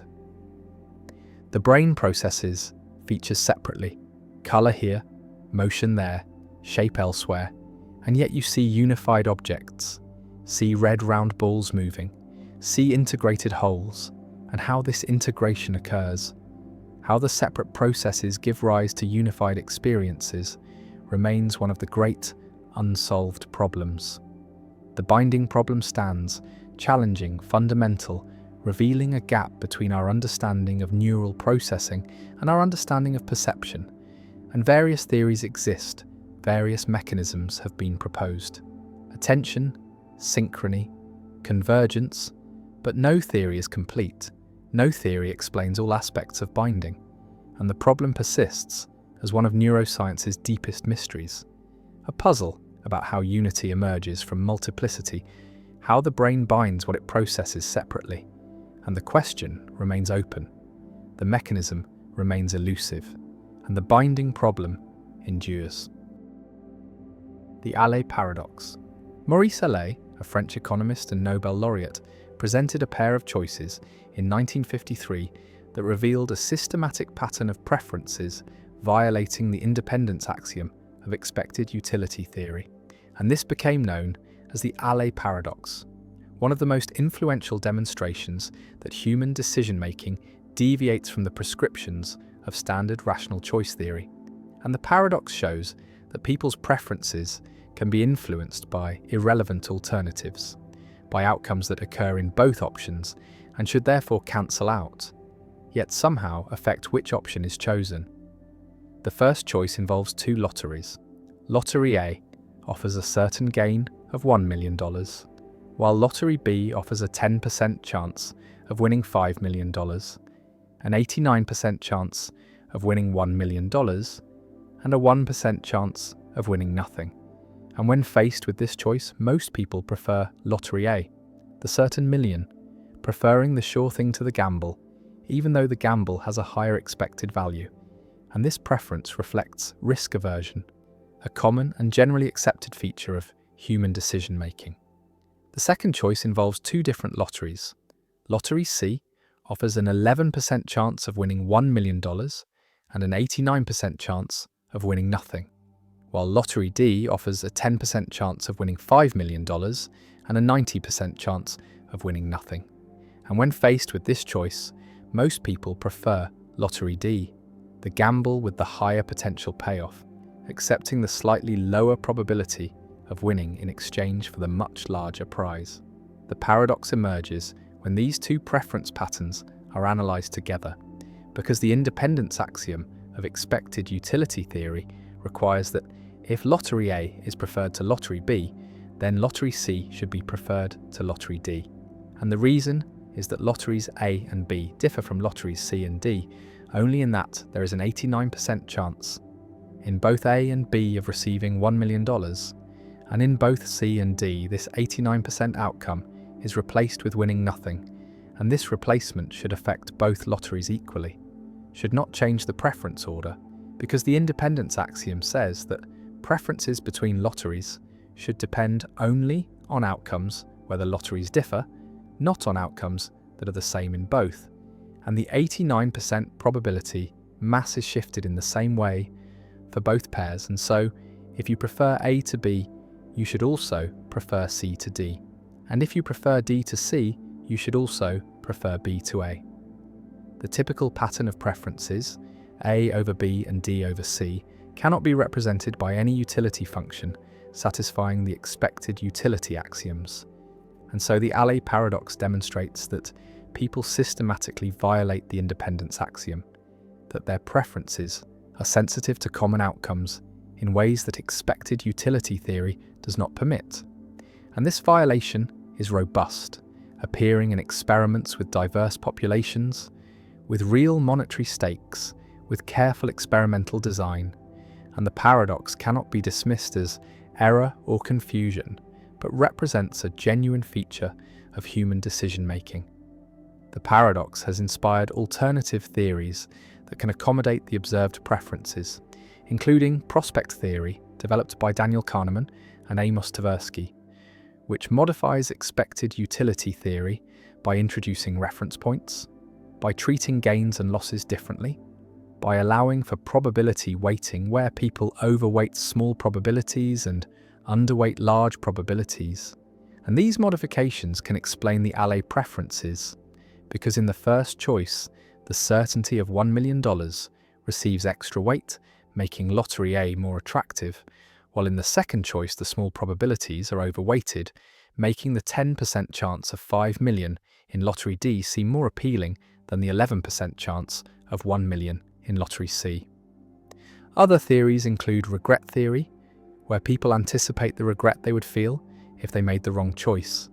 And this anticipated regret influences preferences in ways that violate independence, because the certain million in Lottery A avoids the regret of choosing the gamble and losing everything, while the choices between C and D do not have this asymmetry. And rank-dependent utility theory, which generalizes expected utility by allowing the utility of lotteries to depend not just on outcomes and probabilities, but on the rank ordering of outcomes, and this allows for preferences that violate independence while maintaining other desirable properties. The Allais paradox raises normative questions about rationality. Some argue that the independence axiom is a fundamental requirement of rational choice, that violating it leads to incoherence, to preferences that can be exploited through Dutch books or money pumps, to decision-making that is systematically suboptimal, and that people who exhibit Allais preferences are making mistakes and should revise their preferences to conform to expected utility theory. While others argue that the independence axiom, while mathematically convenient, is not a necessary condition for rationality, that it does not capture important aspects of how people value uncertain prospects, that preferences like those in the Allais paradox reflect legitimate concerns about certainty, regret, and the context of choice, and that we should revise our normative theories to accommodate these preferences rather than dismissing them as irrational. The paradox also has practical implications for economics and policy, because if people systematically violate independence, then markets may not function as standard theory predicts. Risk preferences may be context-dependent. Insurance and investment decisions may be influenced by framing effects, and policies designed to maximize expected utility may not align with what people actually prefer. And understanding these deviations from expected utility helps explain phenomena like the equity premium puzzle, the disposition effect, and other anomalies in financial markets and economic behavior. The lotteries sit before you, the choices must be made, and your preferences, revealed through your choices, tell a story about how you value certainty and risk, about how you weigh probabilities and outcomes, and the story violates the axioms of rational choice, violates the clean mathematical structure of expected utility theory, and yet the choices feel reasonable, feel justified, feel like they reflect something important about value and uncertainty that the theory misses, and the paradox persists. The gap between theory and behavior remains. The independence axiom is violated again and again in experiments and in life, and decision theorists must choose. Either insist that the axiom is normatively binding and that violators are irrational, or acknowledge that the axiom is too strong, that rational choice is more complex than expected utility allows, and that new theories are needed to capture the richness of human decision-making. And the Allais paradox remains a landmark, a decisive demonstration that classical rational choice theory does not fully describe or prescribe human behavior, a challenge that spawned new theories and new research programs, and a reminder that rationality is contested, that what counts as a reasonable choice depends on assumptions and frameworks that are themselves open to question, and the lotteries remain, the choices remain, the preferences remain, and the paradox endures, unsolved in the sense that no consensus has emerged about whether the preferences are rational or irrational, about whether we should revise our theories or our preferences, about whether independence is a negotiable axiom or a non-negotiable requirement. And the debate continues. Philosophers and economists and psychologists arguing about what rationality requires, about what humans actually do, and about the relationship between these two questions. The Bell spaceship paradox: when two rockets pull a string apart, two identical spaceships float in space, separated by some distance, let us say 1 kilometer measured in their initial rest frame, and a thin thread connects the two ships, stretched taut but not under tension, and now both ships fire their rockets simultaneously, both accelerating at exactly the same rate, both reaching the same velocity at the same time as measured in the original rest frame. And the question arises, what happens to the thread? Does it break or does it remain intact? And the paradox is that two different lines of reasoning seem to give opposite answers. One argument says the thread remains intact because both ships accelerate identically and maintain constant separation in the original rest frame, while another argument says the thread must break because of length contraction, and this is Bell's spaceship paradox, proposed by physicist John Stuart Bell to clarify misconceptions about special relativity and the nature of length contraction. Consider the first argument. In the original rest frame, both ships start 1 kilometer apart, and both ships accelerate at the same rate, their velocities remaining equal at all times, and so the distance between them, as measured in the original rest frame, remains 1 kilometer throughout the acceleration. The ships maintain constant separation as measured by rulers at rest in the original frame, and the thread, stretched between the ships, also spans 1 kilometer in this frame. And if the separation does not change, then why would the thread break? It experiences no increased tension, no stretching, and so the thread should remain intact. And this reasoning seems compelling, seems to follow directly from the symmetry of the situation. But now consider the second argument, from the perspective of someone accelerating with the ships, someone in the instantaneous rest frame of the spaceships at any given moment. And in this frame, the distance between the ships is undergoing length contraction relative to the original frame. The proper distance between the ships, the distance measured by a ruler moving with the ships, is greater than 1 kilometer and growing because the ships are maintaining constant coordinate separation in the original frame, while length contraction says that moving objects are contracted, and so to maintain constant coordinate separation in the original frame, the proper separation must increase, must stretch, and the thread, a physical object with a rest length, cannot stretch indefinitely without breaking, and so the thread must snap as the proper distance between the ships increases beyond the thread's breaking point. Bell's answer, and the correct answer according to relativity, is that the thread breaks. The second argument is correct, and the error in the first argument is subtle. It confuses coordinate distance in the original rest frame with proper distance measured by moving rulers. And length contraction does not mean that objects physically shrink in their own rest frame.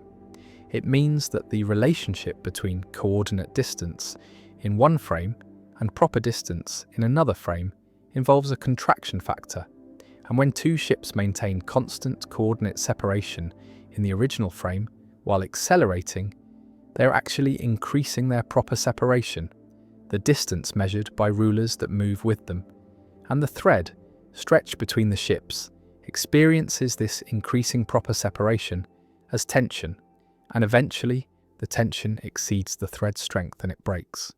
Imagine the situation more concretely.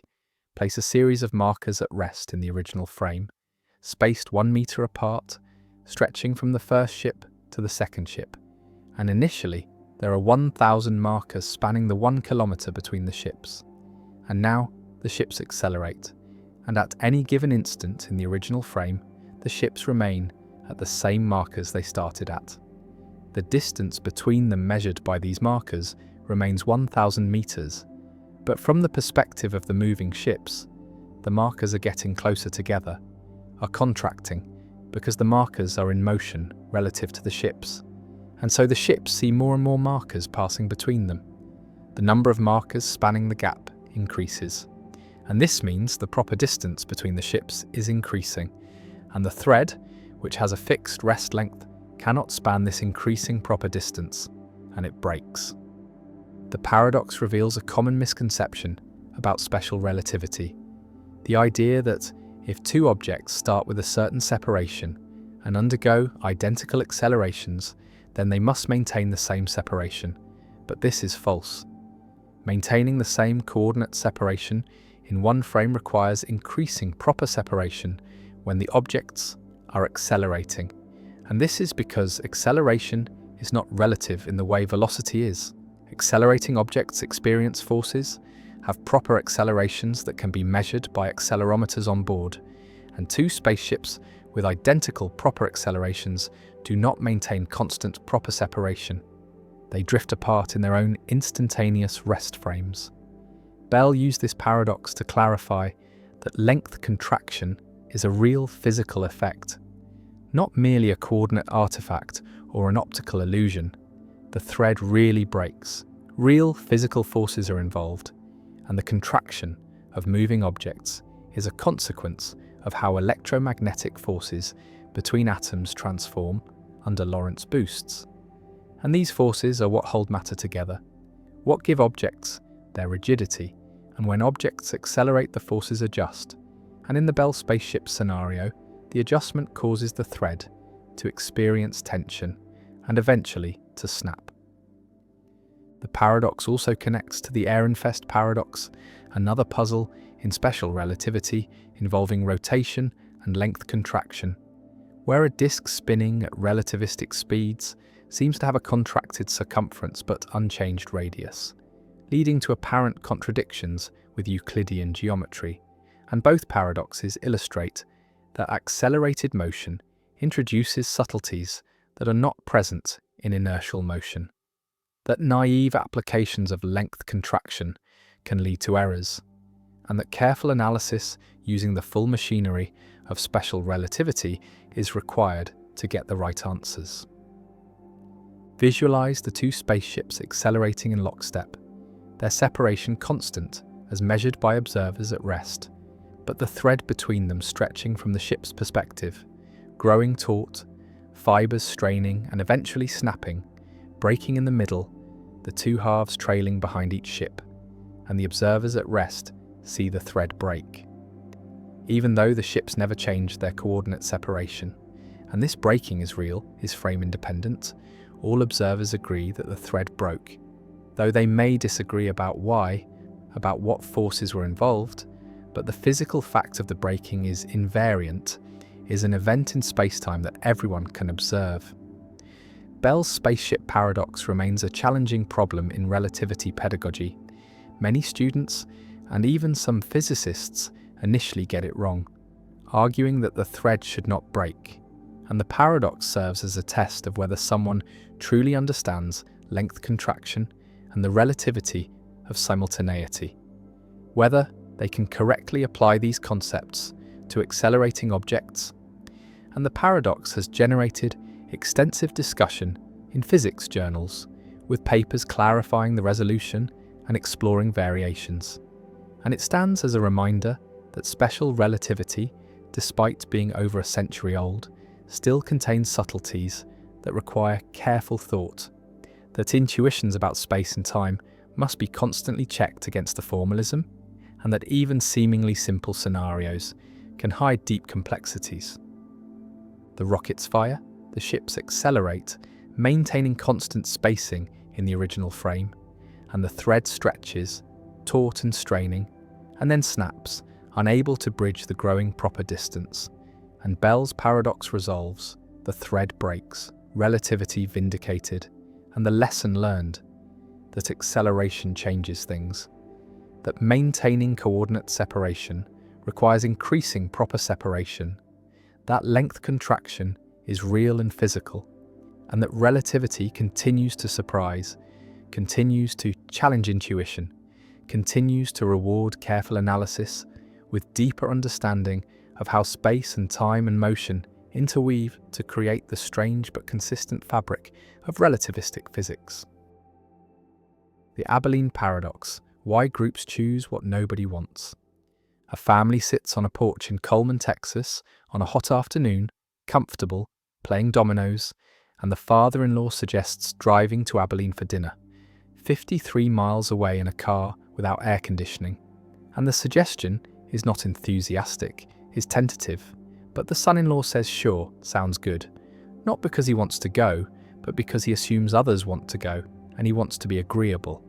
And the wife says yes if you all want to go, and the mother-in-law says of course, and they all pile into the car and drive to Abilene in dusty heat, arrive hot and tired, eat mediocre food, drive back exhausted, and sitting on the porch again, someone admits they didn't really want to go, and then everyone admits they didn't want to go, admits they only agreed because they thought others wanted it, and the entire group took an action that no individual wanted, chose an outcome that everyone preferred to avoid. And this is the Abilene paradox, described by management professor Jerry Harvey, a phenomenon where groups make decisions that contradict the preferences of all members. where collective action diverges from individual preferences, not through majority rule or compromise, but through misperception, through failure to communicate, through assumptions about what others want. And the paradox reveals that agreement is not always consensus, that unanimous decisions can be unwanted by everyone. And the Abilene paradox shows a different kind of collective irrationality from Condorcet cycles or voting paradoxes. Shows irrationality that arises from social dynamics, from conformity pressure, from reluctance to dissent. And the paradox remains relevant for understanding group decision-making, for recognizing that groups can fail not just through conflict, but through false consensus, through everyone going along with what nobody wants. Imagine the psychology of each family member. Each sits on the porch comfortable, each prefers staying home, but each hears the suggestion and thinks, well, if someone is suggesting it, they must want it. I don't want to be the one who ruins everyone's plans. I should be agreeable. Go along, be a team player. And so each agrees despite preferring to stay, and no one voices their actual preference. No one says, I'd rather stay home. And the group collectively creates a false impression, creates the appearance of consensus when none exists, and everyone interprets others' agreement as reflecting genuine preference rather than social accommodation. And this mutual misperception drives the group toward an outcome no one wants. And the paradox unfolds. The trip is taken, the unwanted dinner eaten, and only afterward does truth emerge. Does communication clarify that everyone preferred staying home? And the group confronts the absurdity, the recognition that they did something no one wanted through failure to communicate authentically. The Abilene paradox differs from groupthink, where group members genuinely conform their preferences to the group, genuinely come to believe the group view.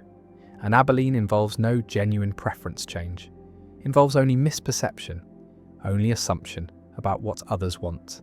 And members maintain their private preferences, but suppress them out of social pressure, out of desire to be agreeable. And this suppression is the source of the paradox, creates the gap between public agreement and private preference, and the gap allows groups to pursue actions that everyone opposes. And breaking the paradox requires someone to voice dissent, to say, actually, I'd prefer not to go. And this dissent can reveal that others feel the same, can break the false consensus, but dissent is risky, is socially uncomfortable, requires challenging what appears to be group preference. And most people avoid this, prefer to go along, and the paradox persists. Visualize the Abilene paradox as a coordination failure, where the optimal outcome requires everyone to reveal their true preferences, requires honest communication, but social norms and psychological tendencies prevent this, create pressure toward agreement, toward accommodation, toward not rocking the boat. And these pressures are strongest when relationships matter, when group harmony is valued, when dissent risks social costs and family dinners and work teams and community groups all face Abilene risks. All can make decisions that no one wants, through false consensus, through failure to communicate authentically. And the paradox shows that agreement is not always good, that unanimous decisions can be wrong, that groups need mechanisms for authentic communication, need cultures that encourage dissent, need permission to disagree. One lesson from the Abilene paradox is the importance of honest communication, of creating environments where people feel safe expressing disagreement, where dissent is welcomed rather than punished. And organizations that suffer repeated Abilene paradoxes often have cultures of false harmony, have norms that discourage challenging proposals, have leaders who interpret dissent as disloyalty, and these cultures create conditions for Abilene, create pressure toward agreement, and preventing the paradox requires changing culture, requires valuing truth over harmony, requires encouraging people to voice concerns. And this is difficult, requires conscious effort, requires leadership that models disagreement, that rewards dissent, that avoids shooting messengers. Another lesson is about decision-making procedures, about how groups can avoid Abilene through structured processes, through anonymous voting, through devil's advocate roles, through explicit checking for consensus, through asking not just who agrees, but who disagrees and why. And these procedures create space for dissent, create permission to voice opposition, and reduce pressure toward false consensus. And effective groups use these procedures systematically, build them into decision-making, recognize that surface agreement may hide opposition, and these procedures are especially important for high-stakes decisions, for commitments that are costly to reverse. And the trip to Abilene is costly, is unpleasant for everyone, and could have been avoided with better communication.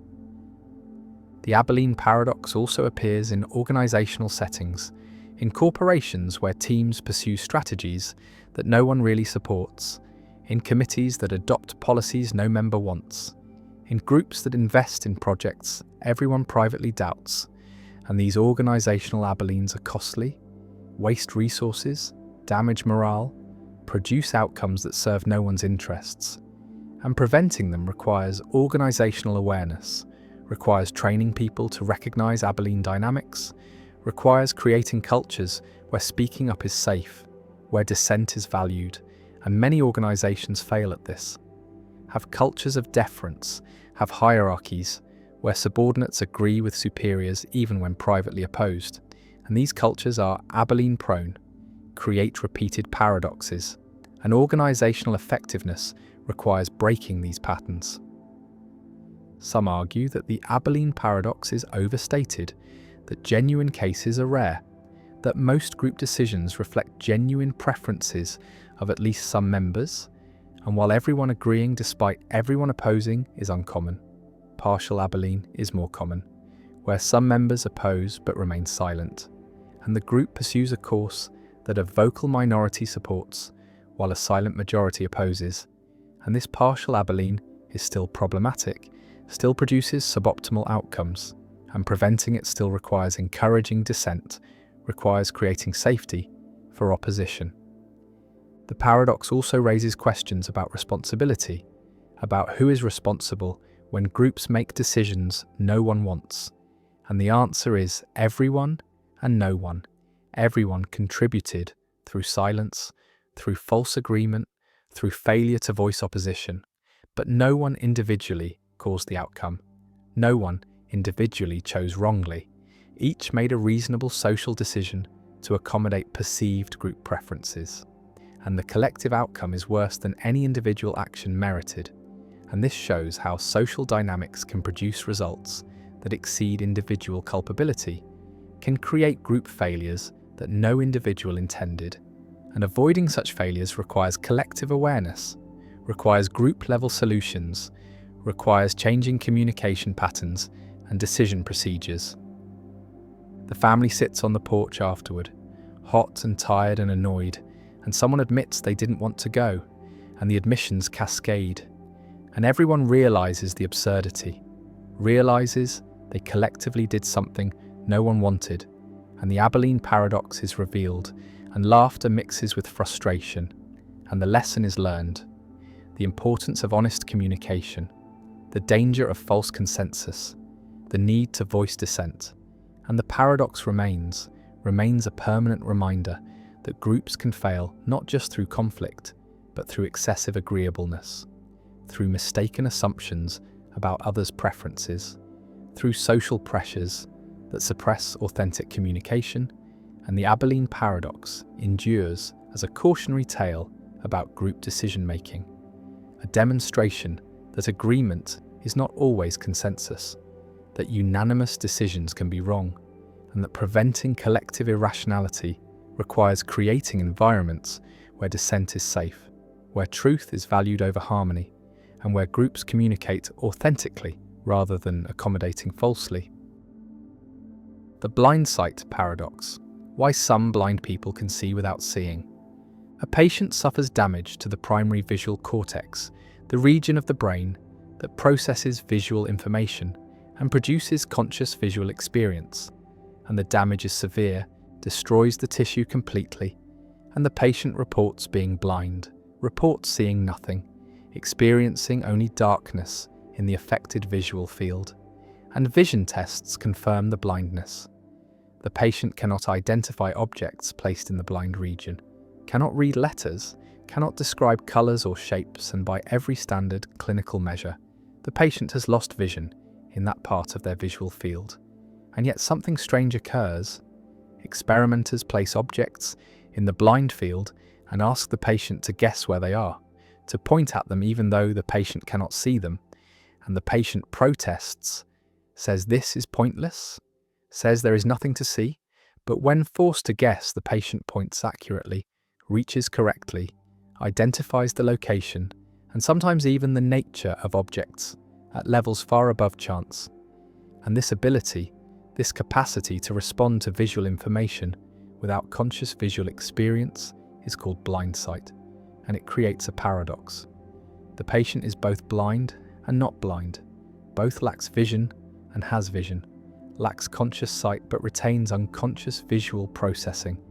And this dissociation between conscious experience and information processing challenges our understanding of perception, challenges the relationship between consciousness and function, and raises questions about what vision is, whether seeing requires awareness, whether perception requires experience. And this is the blind sight paradox, a phenomenon that reveals that consciousness can be separated from processing, that the brain can use information without the person experiencing it. Imagine the blind sight patient's perspective, looking straight ahead, and part of the visual field is normal, contains conscious visual experience, objects and colours and shapes, and another part is blank, is darkness, is absence of experience, and experimenters place an object in the blind region, a ball perhaps, and ask where it is, and the patient says, I don't know, I can't see anything there. And the experimenter says, just guess, point to where you think it is, and the patient reluctantly points, randomly it seems. And yet the pointing is accurate, is directed toward the ball, and the patient is surprised. Says it was just a lucky guess, has no feeling of seeing, no visual experience that guided the response, and yet the accuracy persists trial after trial. And the paradox is that the patient is using visual information, is processing it, is responding to it, but is not conscious of it, is not experiencing it. And vision has split into two components, conscious experience and information processing. And these normally go together, but in blind sight they come apart. The blind sight phenomenon has been documented in multiple patients, studied extensively, and the mechanism involves intact pathways from the eye to brain regions outside the primary visual cortex, pathways that process visual information for action and navigation without producing conscious experience. And these pathways allow blind sight patients to respond to visual stimuli without seeing them. And the existence of these pathways shows that vision is not a single unified process, but involves multiple systems, some conscious and some unconscious. And damage to visual cortex eliminates conscious vision, but leaves unconscious visual processing intact. And this dissociation reveals something fundamental about consciousness, shows that information processing is not sufficient for conscious experience, that the brain can process and use information without that information becoming conscious. Visualize vision as having multiple components.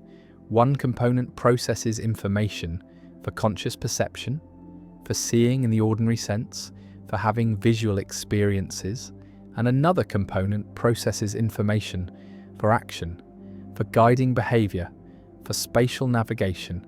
And normally these components work together, are integrated, and we do not notice the distinction. But in blind sight, they separate. One component is destroyed while the other remains, and the patient has action vision without perceptual vision, can use visual information for pointing and reaching, but cannot experience that information, cannot see it.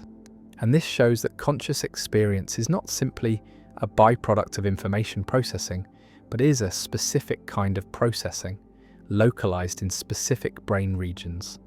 And when those regions are damaged, consciousness is lost even though other forms of visual processing continue.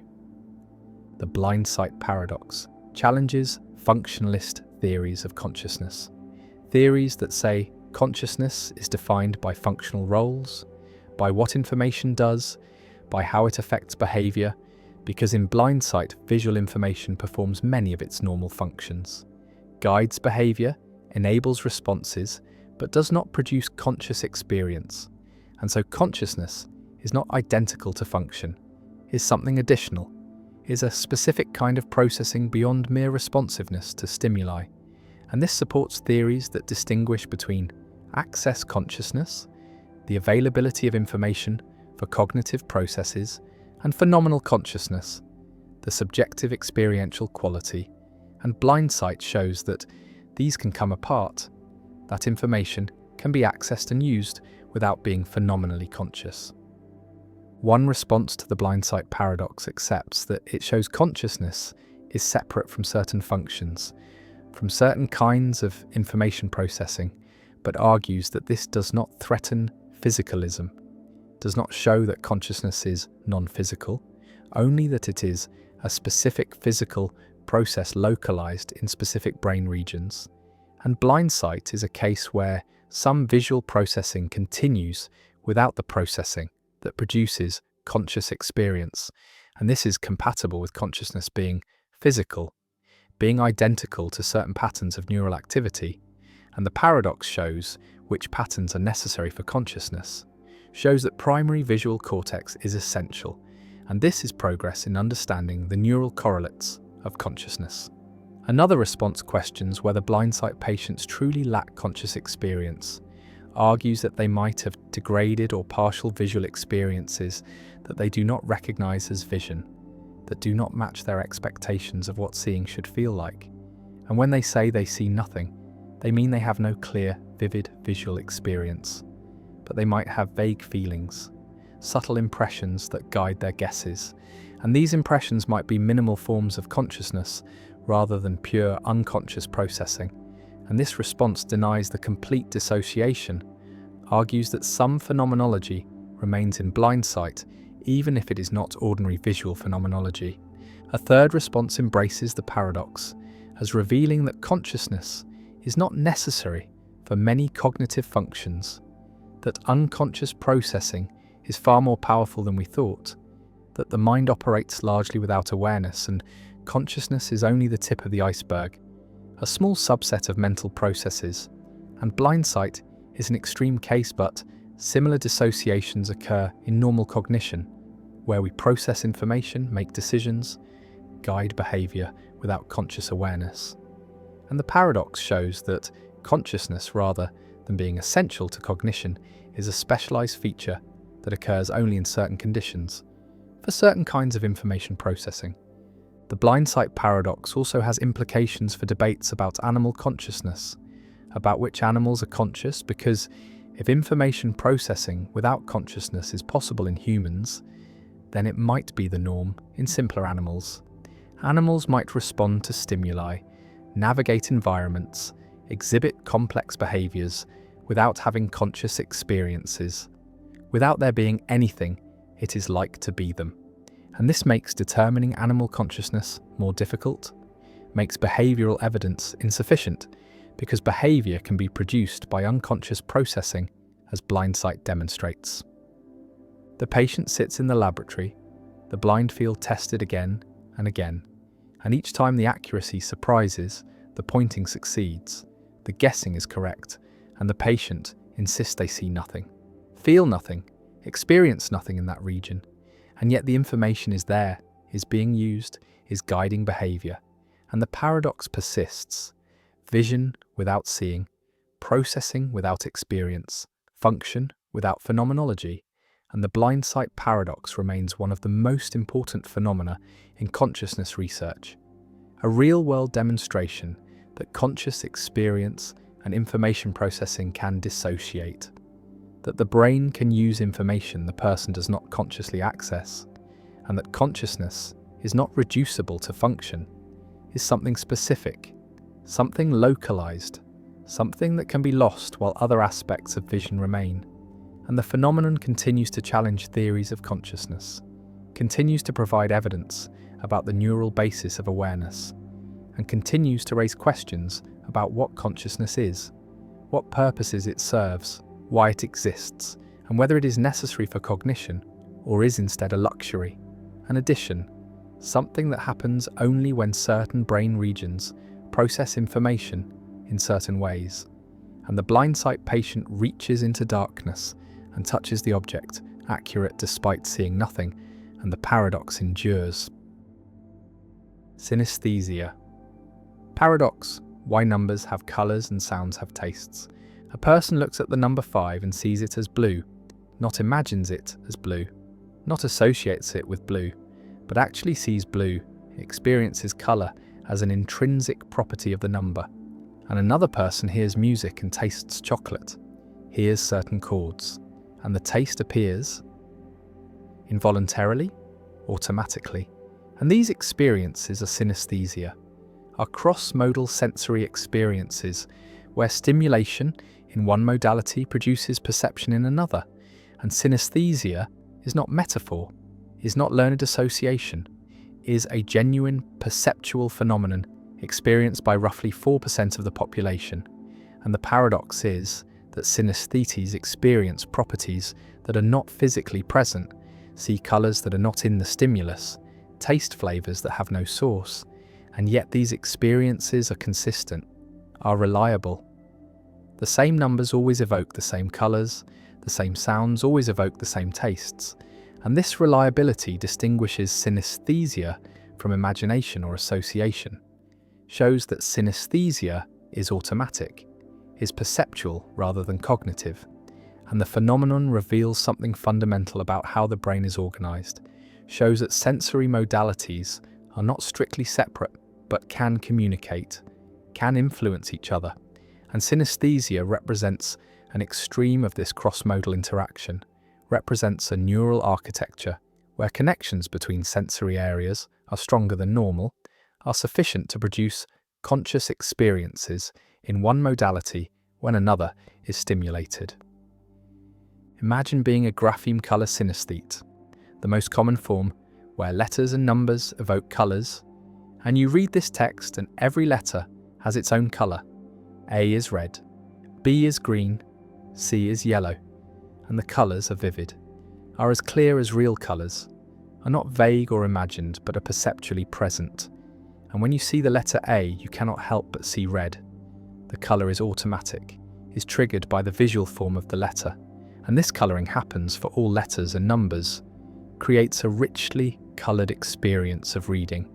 And while this might sound beautiful, it can also be distracting, can interfere with reading when the printed colours conflict with synesthetic colours, can create confusion, and yet for synesthetes, this is normal, is how the world has always looked. And they are often surprised to learn that others do not experience letters as coloured, that the colours are unique to synesthetes. Synesthesia demonstrates that perception is not modular, is not strictly segregated by sensory modality, and in synesthetes there is cross-activation. There are connections between sensory areas that do not exist or are weaker in non-synesthetes, and these connections allow activity in one area to trigger activity in another. And when grapheme area, the region that processes letter and number shapes, is activated, it also activates colour area, the region that processes colour, and this cross-activation produces the experience of coloured letters. And neuroimaging studies have confirmed this, have shown that when synesthetes see numbers, colour areas of visual cortex are activated, are lit up, and this activation is automatic, is bottom-up, is not produced by conscious thought or imagination, but is triggered by the stimulus itself. Visualize the brain as having sensory areas that are normally separate: visual area, auditory area, taste area, and these areas process their respective inputs and pass information to higher level regions. But in synesthetes there are additional connections. There are pathways between sensory areas that allow direct crosstalk, and these pathways are the neural basis of synesthesia, are what allows stimulation in one modality to produce experiences in another. And the connections are not learned, are not created through experience, but are developmental, are present from early life. And synesthesia is lifelong, is consistent. the same cross-modal experiences occurring throughout the synesthete's life.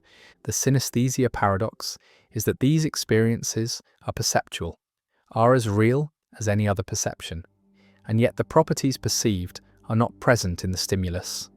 The number 5 is not blue, is black on white, and yet the synesthete sees blue.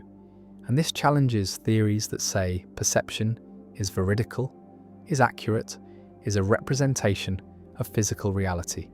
And synesthesia shows that perception can include properties that are not in the world, that are generated internally, and yet these properties feel external, feel like properties of objects rather than like internal mental states.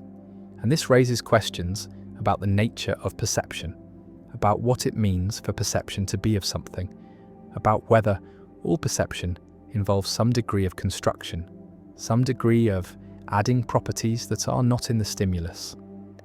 One theory of synesthesia is that everyone is born with extensive cross-modal connections, that infant brains have connections between all sensory areas, and during development, most of these connections are pruned or eliminated, and sensory areas become more segregated. And in synesthetes, some of these early connections are preserved, are not pruned, and this preservation allows the cross-modal experiences to continue into adulthood.